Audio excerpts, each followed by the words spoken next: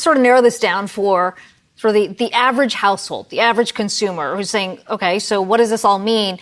You've got a study coming out from Rewiring America, which we should say was involved in the discussions for this bill, who say that $1,800. What's up, you guys? It's Steve here, and new reports coming out that the reconciliation bill that they're trying to pass in Congress right now could provide every American in the nation $1,800 in additional savings through credits that are included in the bill. Not quite stimulus checks and not quite $2,000. We will see. And we're also hearing that the inflation reduction that's supposed to happen from this bill is going to be happening over the course of the next couple of years. They're saying the effects of this are not going to be immediate. So let me know your thoughts. Don't know that this is necessarily going to be enough to convince the American people to keep Democrats in control of Congress in these upcoming midterm elections. We're hearing a red wave is likely going to be on the way here.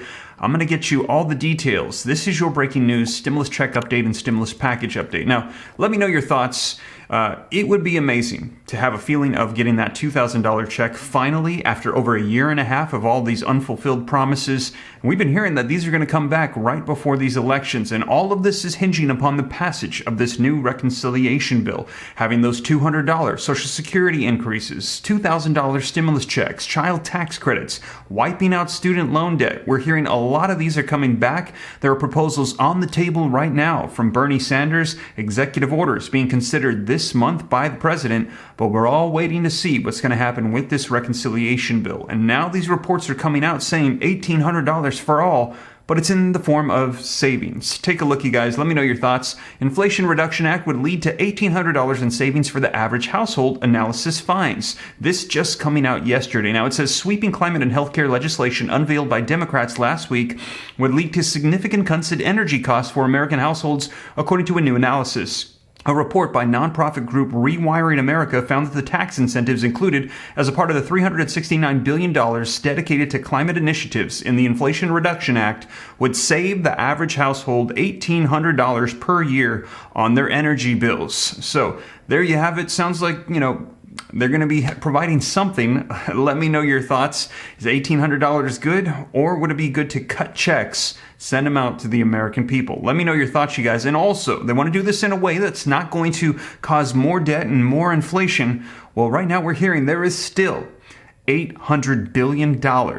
Billion with a B, just sitting there from leftover stimulus packages, from all the ones that went out before, that's just been sent out through those packages, but has not gone out, not been sent out.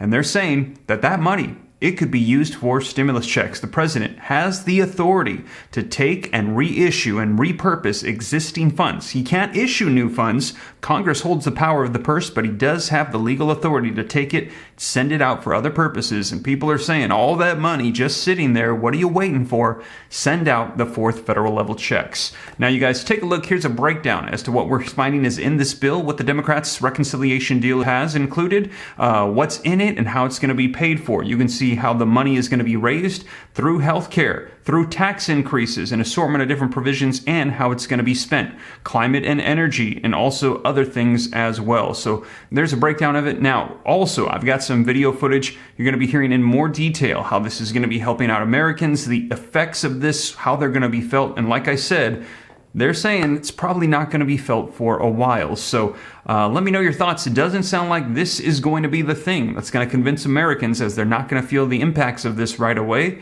There's going to need to be more provisions, more things rolling out, you guys, and I'm going to keep you up to date as we're hearing they are on the way. And also, if you missed my last videos, you might want to check it out. There has been a lot going on with Kyrsten Sinema and Joe Manchin. He has been doing tons of interviews. Some of them have gotten pretty intense. Check out the last video I just uploaded for you guys.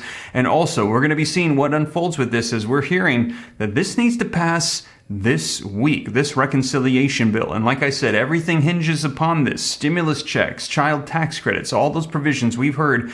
We're waiting, we're hearing that progressives have said whatever is not included in this bill, you can expect to see an assortment of things come after that with new forms of legislation and executive actions. So we will see. I will keep you up to date. But you guys, let's go ahead and dive right in. And before we do me a quick favor. Smash the like button if you appreciate the updates. Leave your comments. Share this out. If you want to stay up to date It's free. Come join the Ram fam. Just hit that subscribe button, turn on that notification bell. Any specific questions for me, shoot them to me in the DM on Instagram at SteveRam3. Consider joining my second channel, Steve Ram Finance, to learn about growing wealth and personal finance. And also, keep an eye out for that comprehensive list I'm working on. That's right. A lot of people think there's just the federal checks that have gone out. There's not.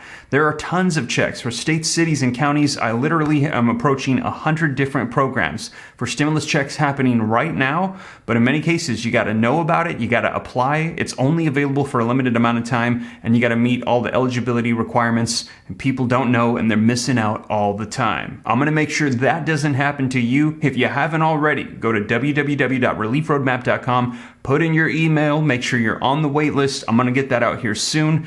It's quite the undertaking. I didn't realize what a can of worms I was opening up trying to track down all this information. It's insane. I can see why people miss out, but you guys bear with me. Gonna have that ready here for you very soon. So do that if you haven't already. And with that being said, let's take a look at this video footage breaking down everything included in this Inflation Reduction Act, and you're going to hear them talk about potentially $1,800 in savings coming to Americans. Let's continue our conversation on this particular measure. We've got Mark Goldwine, Committee for a Responsible Federal Budget, Senior Director of Policy. Mark, let's start with the inflation picture, because this is called the Inflation Reduction Act. How far does it go in bringing down inflation? Look, this bill is not going to get us from 9% inflation down to the 2 to 3% it should be. What this bill will do is make the Federal Reserve's job just a little bit easier so that they can fight inflation with fiscal policy moving in the same direction, not the opposite direction. Hey, Mark, it's Brian Chung here. As a follow-up on that, you've actually outlined that there's a difference between what the inflationary implications of this are in the micro, macro, and then the full effect, right? And we have to remember that there's so many different provisions in here when we talk about ACA subsidies, energy, climate reform. So can you just maybe give us a little bit more detail on what you just said? That's going to be a longer-term process that also depends on exactly how you're looking at the inflationary implications as well, right? Yeah, I think that's right. But the good news is, almost however you look at this bill, it's going to be helpful for inflation. Macroeconomically, it's going to take some excess money out of the economy, which we need when demand is so overheated. It's also going to lower drug prices. Microeconomically, it's going to reduce the sticker prices that people and businesses see for energy, for updates to their homes, for healthcare, for drugs. And all of that is going to hopefully positively feed into inflation expectations. I don't expect the effect to be large, but the direction is pretty clear, and it's going to help make the Fed's job easier. What kind of timeline are we talking about? Obviously, lawmakers are looking at a calendar right now saying, well, what does this mean for the midterms? They can take that to the voters and say, look, we have a win. But at the end of the day, if they don't see a reduction, they may not necessarily buy that. Are we talking medium term, long term? Talk to me about the timeline. No, look, the only thing that's going to happen in calendar year 2022 is the regulatory reforms that are accompanying this. So, for example, permitting reform and opening up of various drilling, that might help a little bit. But really, this is a 2023, 2024, 2025 game. What this is supposed to do is help stop inflation from persisting over the long term. Again, make the Fed's job a little bit easier. It's not going to provide relief next month, and we shouldn't expect that. Mark, let's talk about the deficit implications of all of this. Manchin making it very clear exactly how he's viewing the bill. From where you stand over at the CRFB, how are you kind of evaluating the deficit implications of all of this? They say they're going to pay for it with that 15% corporate minimum tax, but is it squaring up like the senator is presenting it to be? Yeah, it's not only this minimum tax. There's also a lot more money from improving tax compliance and lowering drug costs. Overall, it'll reduce the deficit by about $300 billion, which is the largest deficit reduction since 2011. If you look out 2 decades, that number is probably something more like 1.5 trillion of deficit reduction. That's not going to fix our debt, just like this isn't going to fix inflation, but it's going to help with our debt, just like this is going to help with inflation. Mark, I wonder if you can speak to the Republican argument or critique to all of this. Now, they've talked specifically about the 15% corporate tax rate, saying, look, if you tax higher, that obviously pulls back on CapEx. That's going to bring down supply. That they argue that that's actually going to be inflationary. How do you respond to that?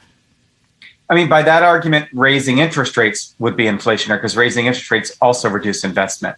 The reality right now is that the economy is overheated. We have too much money chasing too few goods. There's lots of different ways we can take care of that, not just on the corporate side, but on the individual side from healthcare. There's lots more we need to do, but this is a piece of the puzzle, and this is going to help get inflation, help make it a little bit easier for the Fed to get inflation under control. How about the carried interest aspect of things that's got a lot of attention from hedge fund managers, maybe Wall Street-centric people? This is something that many iterations of legislation have attempted to tackle here. Do you think that this is a pretty substantial shot at, actually reforming the loophole, as some have described it?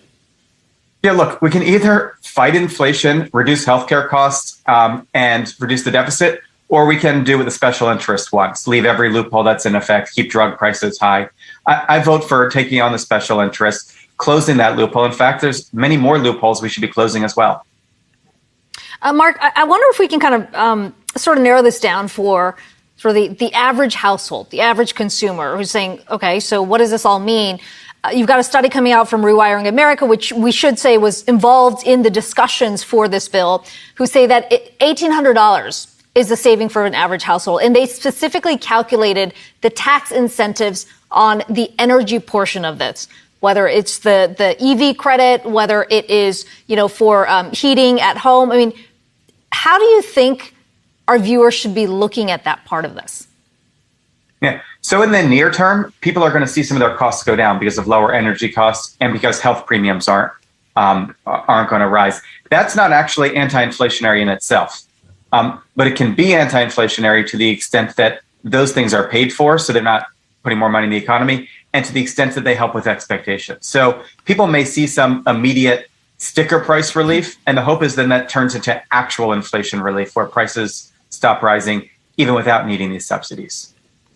Mark Goldwine, Committee for Responsible Federal Budget, Senior Director of Policy. Appreciate you joining us today. So there you have it, you guys. Let me know your thoughts in the comments down below. Do you think this is good? It's going to reduce inflation, going to save people $1,800 a year? Or do you think that this is just not enough and it's unfulfilled promises?